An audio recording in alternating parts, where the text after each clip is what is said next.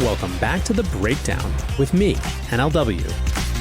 It's a daily podcast on macro, Bitcoin, and the big picture power shifts remaking our world. The Breakdown is sponsored by Crypto.com and Nexo.io, and produced and distributed by CoinDesk. What's going on, guys? It is Sunday, November 8th, and that means it's time for Long Reads Sunday. And today I'm doing kind of an interesting one. My thesis has been for many months now that we are going to hear a lot more about modern monetary theory in the years to come. I've made it clear in many episodes that I think that there is almost a parallelism, a yin and yang that Bitcoin and modern monetary theory have, in that they're both actual true alternative visions for how an economy should work, even though in many ways the principles of them are diametrically opposed. One of the interesting things about modern monetary theory, however, is that it seems to be a theory that divides the world very cleanly into the countries for which it is true, assuming that you think that it's true for anyone, and the countries for whom it is simply not. It divides the world into monetary haves and have-nots in a very distinct way. And I think that's something that, as people take it more seriously, needs to be explored. So with that, I'm excited to read a piece by Andy Mukherjee. It was on Bloomberg Opinion, and it's called Why Emerging Markets Are Wary of a Modern Monetary Fix. The COVID crisis fashion for freely spending money is piling pressure on governments that perhaps can't handle it. Modern monetary theory is suddenly everywhere. The idea that a government can freely print and spend its own currency shouldn't deny anyone a job is gaining currency in our pandemic-ravaged world. Coming amid a sharp increase in public expenditure, Democratic presidential candidate Joe Biden's $2 trillion clean energy plan shows a disregard for debt and deficits that was unimaginable after the 2008 subprime crisis.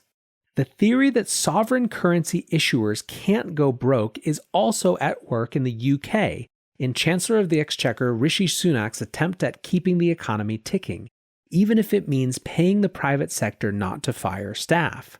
Japan's government, already the most indebted among major nations, is more than doubling its bond issuance to fund COVID-related expenditure.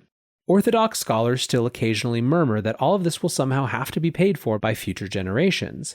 But there's nothing like the fear that gripped policymakers around 2010 when economists Carmen Reinhart and Kenneth Rogoff proposed that beyond a public debt to GDP ratio of 90%, long-term growth tends to swoon.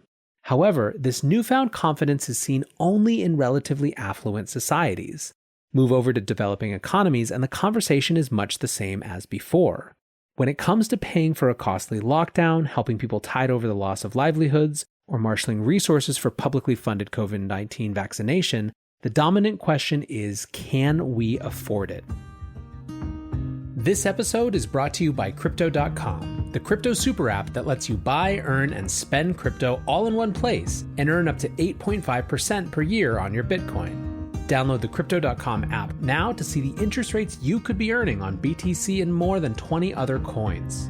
Once in the app, you can apply for the Crypto.com Metal Card, which pays you up to 8% cash back instantly on all purchases. Reserve yours in the Crypto.com app today. Many investors want to be a part of the next bull run. Others seek to build their dream home, finally launch that startup, or fund their education. Try Nexo's instant crypto credit lines and borrow against any major cryptocurrency with no minimum or maximum withdrawal amounts, no fees whatsoever, no credit checks, and flexible repayment. Not to mention the APR starts at just 5.9%. Stay on top of your investment game with Nexo.io. And remember, it's your crypto, your credit, your choice. Get started at Nexo.io. Emerging markets have reasons to be wary of MMT. They don't strictly meet its preconditions. While every country does not print a legal tender and collects taxes in its own currency, not all can borrow in them. Nor can they allow their exchange rates to float freely, especially if they import vital commodities like food or energy. The degree of economic freedom enjoyed by the governments of the US, Japan, or the UK is simply not available in most places. Yet individuals and businesses everywhere are expecting their governments will stop elevating the, quote, needs of abstract ledger entries over the needs of flesh and blood human beings, as Stephanie Kelton writes in her book, The Deficit Myth. For instance, New Delhi is finding it tough to explain to people why, with India's economy expected to shrink by 10% in real terms this year, It's hesitant to boldly expand the budget deficit. The states are unhappy that the federal government is pushing them to borrow rather than using its own unlimited power to print money. If MMT catches the fancy of the global working classes, emerging markets won't have a choice. They'll set out to assert whatever little financial freedom they have, ignoring debt and deficits. The question is, will the experiment succeed or sink them in an Argentinian-style quagmire of hyperinflation, sovereign defaults, and erosion of living standards? India, South Africa, Mexico, and Brazil will all be plagued by large overcapacity well until 2023, according to the International Monetary Fund's forecasts. This persistent slack appears to be partly due to a lack of what MMT refers to as, quote, monetary sovereignty. After all, among rich nations, Spain, Italy, and France will also be operating far below potential as being part of the Eurozone similarly crimps their financial freedom. So how to tackle the spare capacity? MMT scholars and activists like Denison University economist Fidel Kaboub stress a decentralized community-based job creation policy, with funding provided by a central fiscal authority acting in coordination with a central bank. In other words, deficit spending and money printing. It's hard to quarrel with MMT pioneer Warren Mosler's argument that in any society, developed or developing, state-funded transitional jobs would be better than long-term unemployment, which destroys skills, connections, and attitudes. But some proposals coming out of the MMT tent are audacious. One prescription for India pegs the first-year cost of putting 400 million people to work at $270 billion, or 10% of pre-COVID gross domestic product.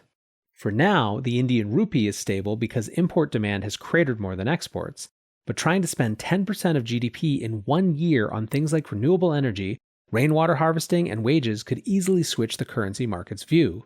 The rupee might collapse in anticipation of higher import demand for everything from Chinese solar panels to shirts made in Bangladesh. A sharp one-time increase in government deficit, monetized by the central bank, is easy to sell to markets as a temporary measure to deal with COVID-related supply dislocation and demand funk. Indonesia has shown the way. Running such deficits permanently would butt heads with investors. For countries that pass the threshold conditions, MMT says the only real constraint on government spending is inflation. If it makes a sudden return, the theory recommends raising taxes and reducing deficit spending. The standard practice of raising interest rate is deemed to be inflationary. If that flies in the face of conventional wisdom, the more adventurous MMT advice of creating slack by putting curbs on polluting industries may work only for a handful of nations. I can't see India or Indonesia shutting down coal-fired plants to fight price escalations. Is modern monetary theory really for emerging markets? For now, they're right to have reservations. But if the shock of the pandemic lingers and left-wing politics turn ascendant, there's no telling where the MMT juggernaut will stop.